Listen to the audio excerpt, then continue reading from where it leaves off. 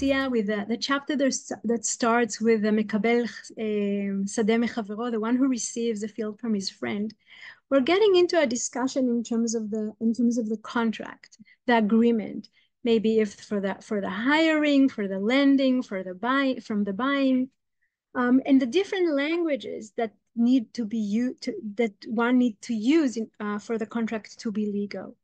And in page Kuf Dalet 104, we hear a very interesting phrase that Rabbi Meir is using, and he's saying, "I accept a contract that is written in the language of the common person." And I want to investigate a little bit this phrase. Let me share the sources, and we'll dive in. This language of Rabbi Meir is repeating itself throughout the page, with different stories in different halachic situations where the Chachamim said, I'm okay with a common language. I don't need the contract, the agreement to be written in a high legal Torah writings. The language of the common people is okay for me. Ken Rabbi Meir would expound common language used in a legal document written by an ordinary Jew to deduce halachic conclusion. And that language of Leshon Hediot, the common language of the ordinary person, there are different places in the Gemara, in the different Masechtot, that are mentioning different languages, not languages in terms of Hebrew, Aramaic, Arabic, etc., or Greek, or etc., but the way that people say things, the way that people express their feelings, express their thoughts, the way they call different things, the nickname maybe that they're giving, the common language that we find, we can call it a slang or a simple language. And what we have, for example, let's just give you different examples. There are many more. For example, we're talking about in Nedarim, we have Leshon Bnei Adam. Okay, the language, the colloquial language. Okay, it's what people used to say. It's a common language, it's a common expressions that people use. And in another place in Nedarim, we have Rabbi Yoshaya that speaks about the language of the Torah. So we already understand the language of the Torah is that the colloquial language, a language of common people, but it's not also the same as Leshon Hediot, not as the common language, it's a different language. And in Nedarim, we have another language, the language of the nations. Rabbi Yochanan is saying there's language of the common people of Israel, and there's language of the Torah. And then the language where people around us using the same phrases, but there's also the language of the nations, which is different. In Bava Batra, there's another interesting expression that we're not going to delve into that one. The least inclusive expression, apachot shebaleshonot. In other words, Chachamim are very aware that there's a variation of the way that people express themselves, and they treat the different ways in a different manner. What we have in our daf, in our page of Gemara, is that the common language for all these Chachamim is enough to be legal, is enough to have a halachic conclusions out of it. But I want to.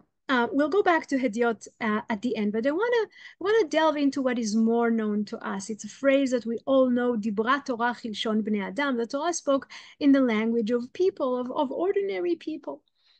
And Rabbi Avraham ibn Ezra in Spain in the 13th century would say, I understand in that, in my opinion, the Torah speaks the language of people so that people will understand what is being said. What's the point of giving a Torah in a high language, in a complicated language that people cannot understand what is written in the Torah? So Dibra Torah Kilshon Bnei Adam, the language of people, is so we will understand what is said in the Torah.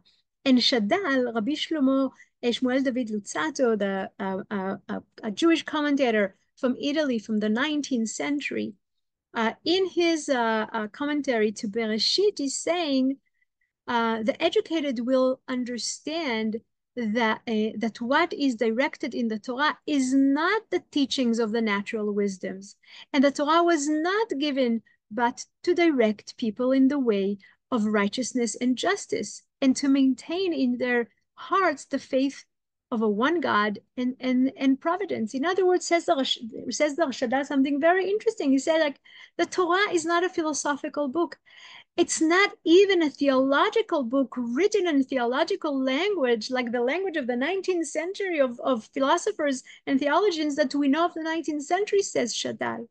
Do not expect that to be in the Torah, because the Torah is directed to teach every person how to behave, not just what to think philosophically. It's not a physics book.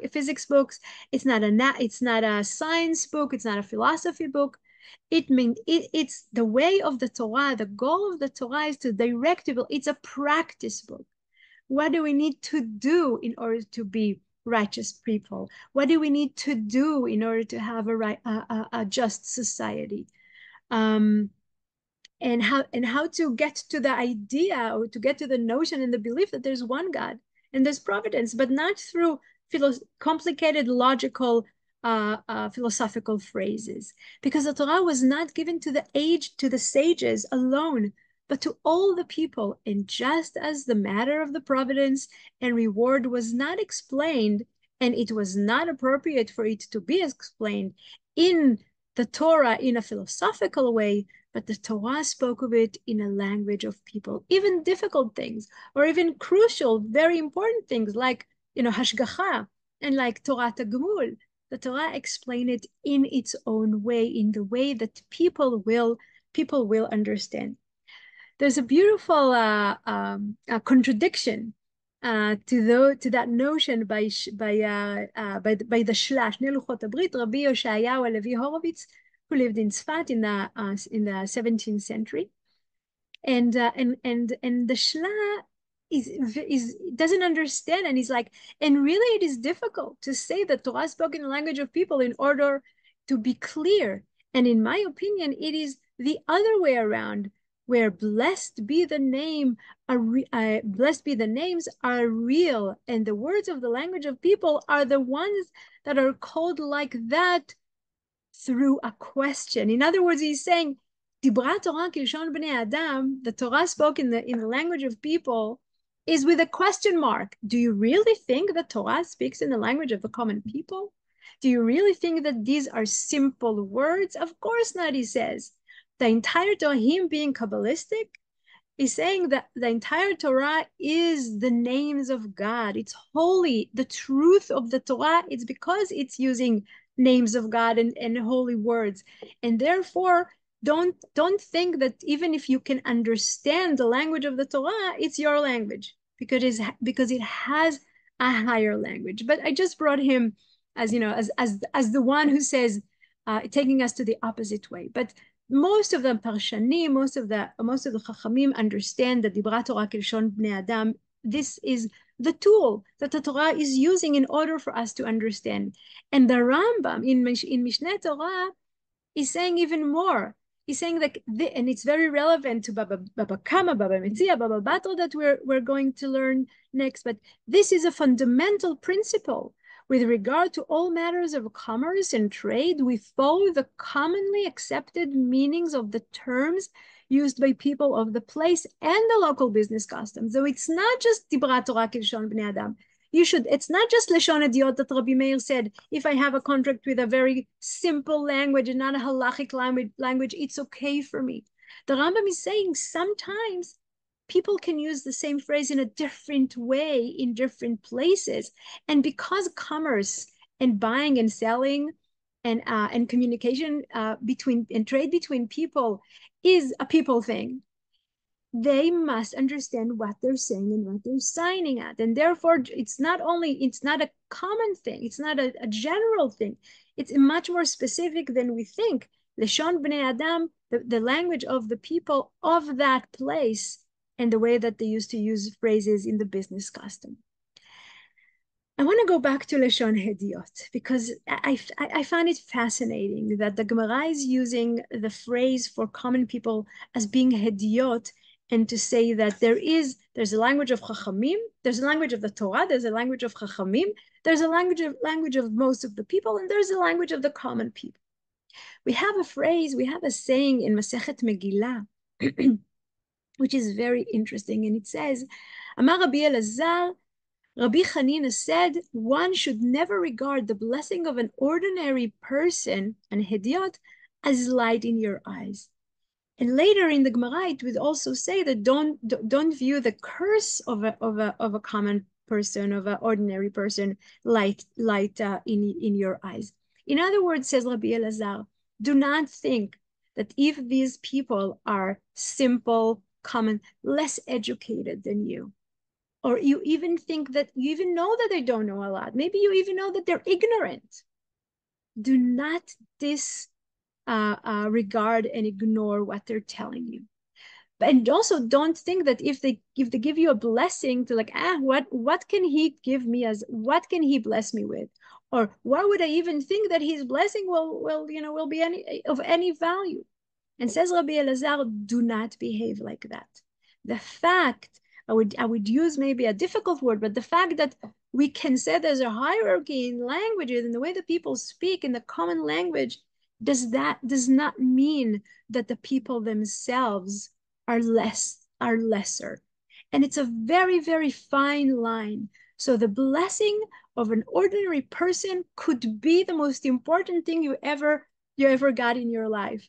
Not only because it could have come true, because they say it very, very simply and from all hearted, but also it teaches us that the fact that we know a little bit doesn't mean that we are more, we count more than the ordinary person. And Pele Yoetz Rabbi Eliezer Papo, who is it's a book of Musar, was written in the 19th century. And Rabbi Eliezer Papo is saying, and it behooves a person to always strive to be blessed and to avoid quarreling with anyone and being the cause of a curse to himself. For our sages said, do not let blessing of a layman be light in your eyes, and do not let the curse of a layman be light in your eyes. In other words, as the curse is in brachot, the blessing is in Megillah. In other words, he's saying like Rabbi Papo is saying, first of all, another lesson. If people give you a bracha, take it. Be happy about it. Don't find yourself in situations where people will, God forbid, curse you. But when someone is giving you a bracha, in a way, this is my addition, in a way, it's one of the higher connection of human beings.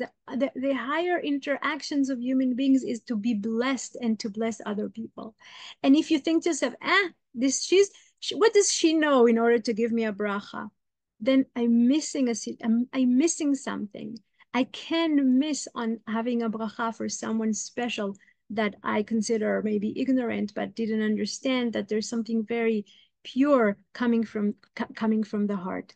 And the Rashba, Rabbi Shlomo ben Aderet, the Spanish sage from the 13th century, is saying is putting it all also in proportion, and he's saying everyone who is less qualified than his friend in a matter is called a layman compared to him. We are all hediotot. We are all laymen compared to other people. And the example that he gives is King David is called a layman in the work of the temple, even than one of the lesser priests. David HaMelech is a king. He cannot be a Kohen, so he is an hediot compared to the Kohanim and the Levim. And also the priests were called laymen in compared to high priest, Kohen hediot.